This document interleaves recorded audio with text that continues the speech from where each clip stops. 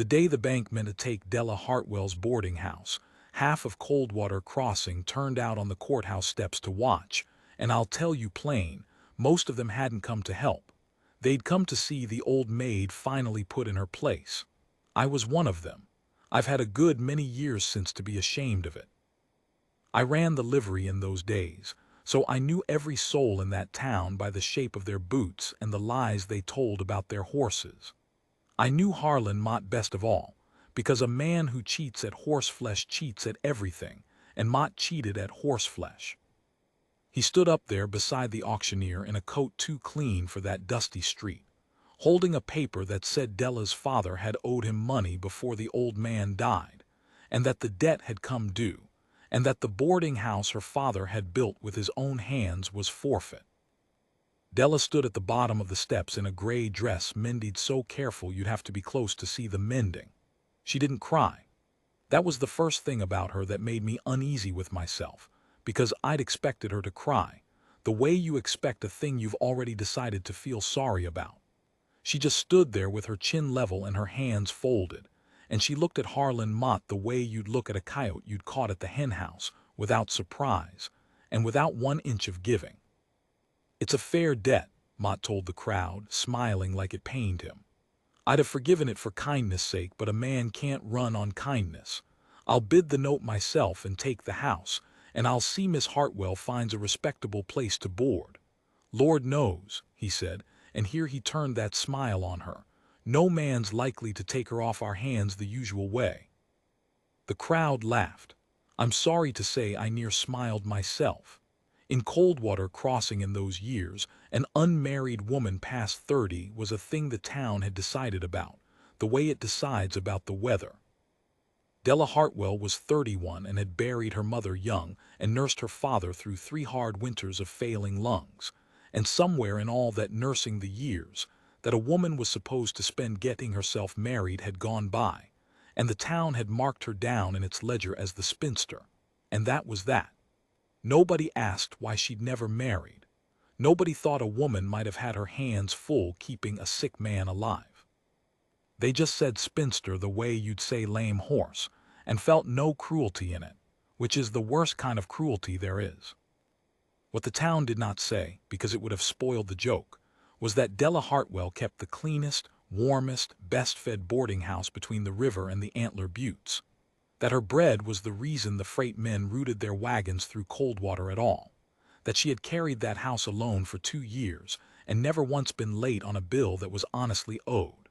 The note Mott waived was her father's old debt, run up in his last sick year, and Della had been paying it down quiet and steady. But Mott had bought the paper off the bank, and Mott had decided he wanted that house, which sat on the only good well water on the south end of town. And a man like Mott does not let a thing like fairness stand between him and what he wants. So the auctioneer called for bids on the note, and the courthouse steps went quiet, and everybody waited for Harlan Mott to say a number nobody would beat, and take the house, and that would be the end of Della Hartwell in Coldwater Crossing. That's when Eli Stroud came up the street. You have to understand what Eli Stroud was to that town. He owned the Half Moon, the best graze on the sweetgrass, and he'd built it back from near nothing after his father drank it half away. He was a hard man, hard the way a fence post is hard, and he kept to himself out past the river and came to town maybe twice a month for salt and nails and to sell beef, and he spoke to almost no one. The story the town told about Eli was that he'd been engaged once, years back, to a girl named Susanna Hoodup, and married a banker's son from down in Cheyenne the same season Eli's father died and left him the ranch in ruins. The town said Eli had gone cold after that he'd buried his heart out on the range and never dug it up. The town liked that story. It made a tidy pair, you see, the cold bachelor and the old maid, the 2 leftover people, both of them shelved, both of them decided about. The town never once thought the 2 of them might have had eyes. Eli came up the street on foot, leading his horse, and he didn't hurry, and he didn't look at the crowd. He stopped at the edge of the steps and looked up at the auctioneer. "What's the note stand at?" he said. Not a question the way he said it, A man asking the price of nails. The auctioneer told him. Mott's smile slipped a quarter-inch. "I'll pay it," Eli said, "the whole of it today in coin." You could have heard a moth land. Harlan Mott looked at Eli Stroud the way a man looks at a card he didn't know was in the deck. "The note's not for sale, Stroud," he said. "I'm taking the house." "The note's at the courthouse step," Eli said, "called for bid by the county. That makes it for sale. I'm bidding." He looked at the auctioneer. "Unless the law's changed since breakfast." It had not changed since breakfast. The auctioneer, who owed Mott nothing and feared Stroud's quiet a good deal, said the note was indeed open to the room. Mott bid. Eli bid higher, flat and bored, like he was buying the last of the salt. Mott's color came up. He bid again, a foolish high number, more than that house was worth, because he'd stopped thinking about the house and started thinking about losing in front of the town that fed off his loans. Eli let him have it. "Yours," Eli said to Mott, and the crowd let out its breath, thinking it was over and Mott had won after all. Then Eli walked up the steps, took the paper money from inside his coat, and counted out in front of God and the county, the full amount that Della Hartwell's father had actually owed, not Mott's bid, the real debt, the honest figure, and laid it in the auctioneer's hand. "That clears the note," Eli said. "The county's satisfied. Miss Hartwell owes the holder of the paper the honest sum and not a cent of Mott's foolishness, and I'll be holding the paper now." He turned to Mott. "You bid your pride up over the real debt. The county can't make her pay your pride. Read it if you don't believe me." He looked at the auctioneer, who was reading it, fast and going pale, because Eli Stroud was right, and the law was the law, and Harlan Mott had outsmarted himself in front of everyone he'd ever leaned on. I have never, before or since, seen a town change its mind so fast about a man and not have the grace to admit it. Della Hartwell looked up at Eli Stroud, and Eli Stroud looked down at Della Hartwell. And whatever passed between them I couldn't read from where I stood, but I'll tell you what she did, because it's the thing I tell my grandchildren when they ask me about her. She did not weep and clutch his hand and thank him for saving her. She climbed the steps, took the paper from him, her father's note, that he held now, looked it over front and back like she was buying a horse off a stranger, and said, loud enough for the steps to hear, "I'll pay you back every dollar of the honest sum, Mr. Stroud, with interest same as the bank would charge. I'll want it written down what I owe and when it's due, and I'll not be beholden past the paper." She folded the note and held it back out to him. "I thank you for stopping the theft. I don't thank you for charity, because that isn't what this is going to be." The crowd murmured. They didn't know what to do with a woman who'd been saved and wouldn't be grateful in the way they wanted. But Eli Stroud, and this is the second thing about that day I've had years to think on, Eli Stroud almost smiled. It didn't get all the way to his mouth. It got to his eyes and stopped, the way a man who's forgotten how will let a thing get partway. "Suits me," he said. "I'll bring the paper by Tuesday and we'll set the terms. I don't loan what I don't expect back." And he put his hat back on and led his horse down the street, and that was the start of it, though not one of us standing on those steps was wise enough to know. He came Tuesday. I know, because the livery sits across from the boarding house, and a man at a livery has nothing to do all day but watch the street and pretend he isn't. Eli rode in, hitched his horse, and stood on the porch a long while before he knocked, turning his hat in his hands like the brim had done him wrong. When the door opened, he didn't go in. They sat on the porch, the two of them, with the paper on the little table between them and a pot of coffee, and they wrote out the terms. And from across the street it looked for all the world like the most ordinary thing, two people settling a debt in the afternoon light. But he came back Friday, and the terms were already set, so there was no reason for Friday. He brought a sack of seed potatoes the second time and said her south bed had good water and was wasting it on weeds. She told him she'd thank him to mind his own ground. He said the ground was his now, technically, till the note was paid, and she could read it again if she liked. She read it again. It said no such thing. He knew it said no such thing. She knew he knew. And I swear before heaven I saw Della Hartwell, the spinster of Coldwater Crossing, who hadn't laughed in public in 2 years that I'd witnessed, turn her face away so he wouldn't see her trying not to. It went slow after that, the way the best things do. He took to coming Fridays. He fixed her porch step that had been wanting fixing since her father took sick, and when she went to pay him for the lumber he wouldn't take it, and they had a fight about it on the porch loud enough that I heard. I will not be a charity case. Eli Stroud clear across the street, and his low rumble that I couldn't make out, and then a long quiet, and then she went inside and brought him out a plate of supper, which I reckon was her way of paying for the lumber on her own terms. He ate it on the step. He ate slow, the way a hungry man won't, the way a man does when he's in no hurry to be done with where he is. The town, of course, had opinions. The town always has opinions, and they cost it nothing. Some said Eli Stroud had taken leave of his senses, throwing good money after the old maid's house. Some said worse, the way small towns will, about a man calling on an unmarried woman, until Della heard it and marched into the mercantile, and said in front of the whole store that Mr. Stroud sat on her porch in plain daylight and went home before dark every time, and the whole town was welcome to come count the buttons on her collar, which were all of them done up, and that she'd had about enough of being talked over by people who'd never once asked her own name. Then she bought her flour and walked out. Nobody talked over Della Hartwell in the mercantile after that. It's a strange thing how a town will respect you the minute you stop asking it to. What the town never saw, because the town only ever looked at the surface of things, was what those two were doing on that porch. They were finding out, slow and careful as two people crossing a creek on wet stones, that they had each been carrying the same load. Della told me once years later that the first real thing Eli ever said to her, not about potatoes or porch steps, the first real thing was on the 4th or 5th Friday when the talk had gone quiet and the evening had come down gold over the buttes, and he'd looked out at nothing and said, "Folks decided about me a long time back. I quit arguing. It's easier being the man they think you are. You don't have to keep your hopes any place they can get broke." And Della had said, "I know," just that. "I know." And he'd looked at her then, she said, like she was the first person in 15 years who hadn't needed it explained. Because she did know. She'd worn the same coat.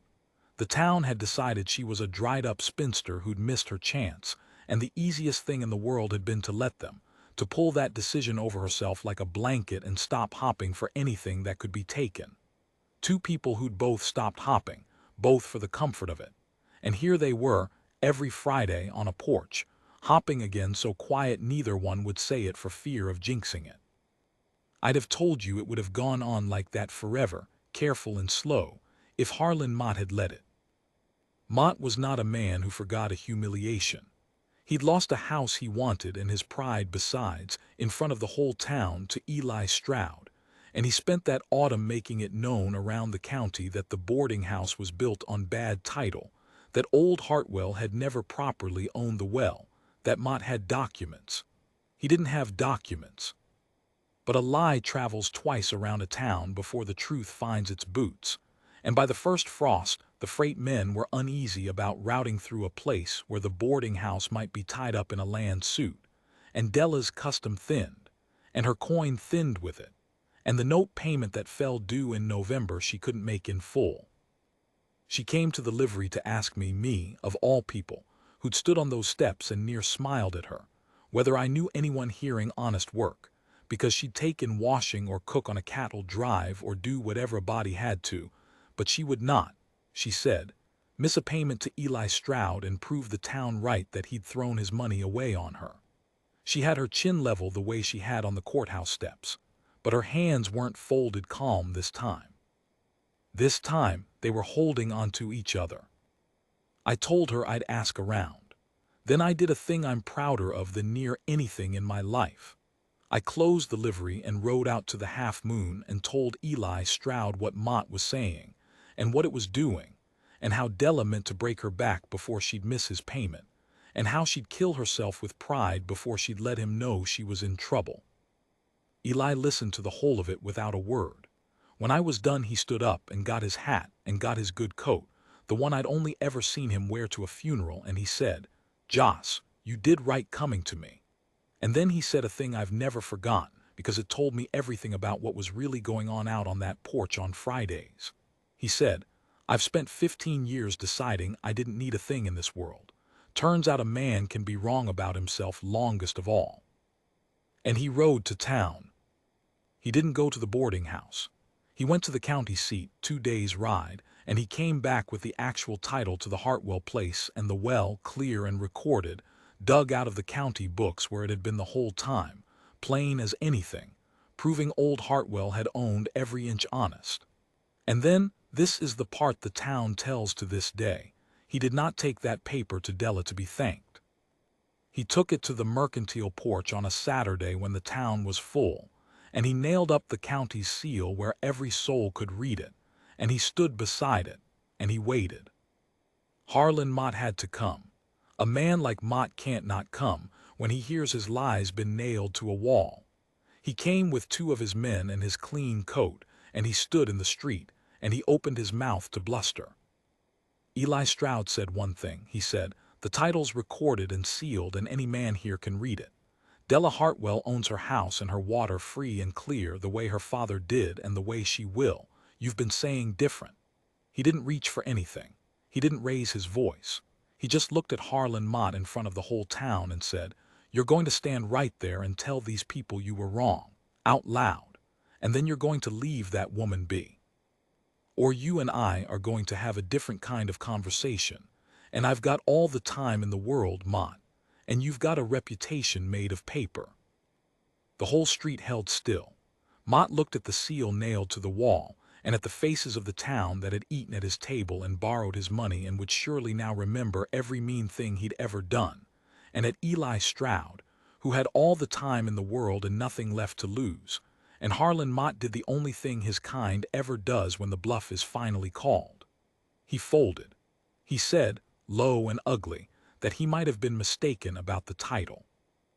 Eli made him say it again, louder, so the back of the crowd could hear. Then Mott left, and within the year he'd sold up and gone, because a town that's seen a man fold doesn't lend him its respect twice, and a man like Mott can't live anywhere he isn't feared. There was no gunfire. People want there to have been gunfire when I tell it. There wasn't. There was a piece of paper nailed to a wall and a hard man with nothing to lose, and a town that finally, that Saturday, had to look at what it had let happen and feel the shame of it. That was the whole of the battle. It was enough. Della heard about it from the woman who ran the mercantile, who'd never given Della a kind word and now couldn't say enough of them. When Eli came that next Friday, Della was waiting on the porch, and she didn't have her chin level. She had her arms crossed and her eyes bright and angry, and she lit into him before he was off his horse. "You went to the county seat for me," she said, "and rode 4 days and nailed my title to a wall and faced down that snake, and you didn't say one word to me first. After all my talk of being beholden to no man, after I made you write it down, you went and made me beholden up to my neck and never asked." Eli stood there holding his horse, and he took it, all of it, the way he took everything, quiet. And when she'd run out of words, he said, "Della, I didn't do it to make you owe me." He turned his hat in his hands. "I did it because the thought of you out here breaking your back to pay a man who'd be glad, Della, to carry you the rest of your days, that thought kept me up 3 nights running, and I'm too old to lose sleep over a debt. So I fixed it. And I'd do it again, and I won't say sorry for it, but I will say this." He stopped turning the hat. He looked at her straight. "I'm not asking you to be beholden. I'm asking you to quit being alone. There's a difference, and I've had 15 years to learn it, and I'd be obliged if you didn't make me take 15 more. The town tells that part wrong mostly. They make it pretty. It wasn't pretty. She was crying by the end of it, the angry kind that's really something else wearing anger's coat, and he stood there in the yard not knowing whether to come up the steps. And finally she said the truest thing I ever heard a person say, which Joss Pike the liveryman had no business overhearing from across the street but did, and has kept all these years like a coin worn smooth in a pocket. She said, "Nobody ever wanted me, Eli.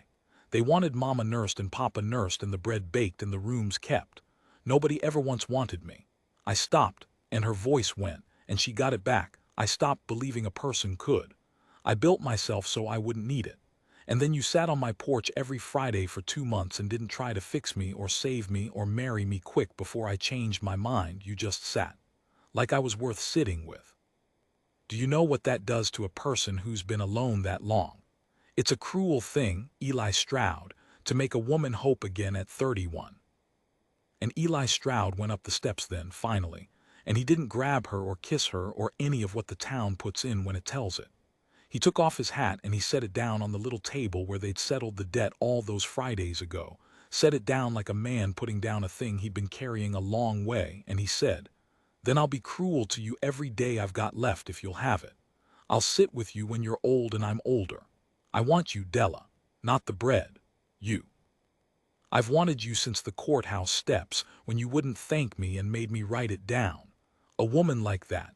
I never met one in my life I couldn't talk over till you." She married him in the spring, in the boarding house she owned free and clear, and she wore her mother's dress let out at the seams, and she did not change her boarding house into a parlor or her bread into a hobby. She ran the Half Moon's books and her own house both, and built the place up so the freight men came from 2 counties over, and when folks called her Mrs. Stroud she'd correct them gentle, and say she was Della Hartwell Stroud, both names, because she'd earned the first one the hard way and didn't mean to set it down. They had a long life.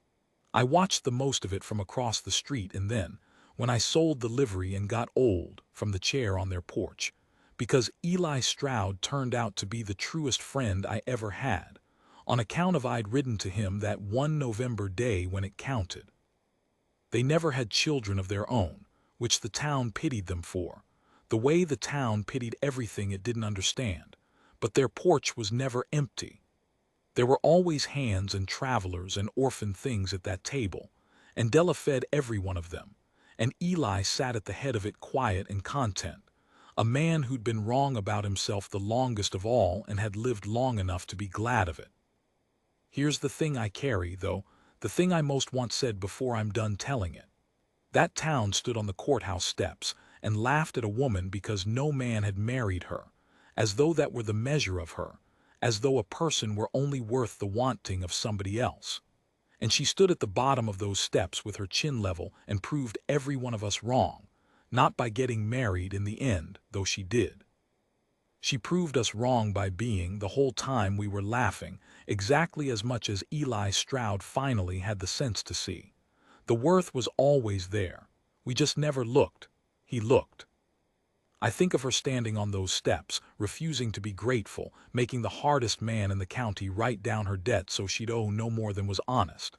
And I think that was a woman the town called nothing, spinster, old maid, leftover.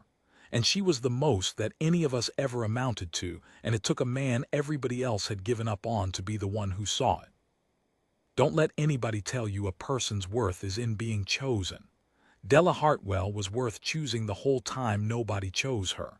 The choosing didn't make her so. It only, at long last, told the truth.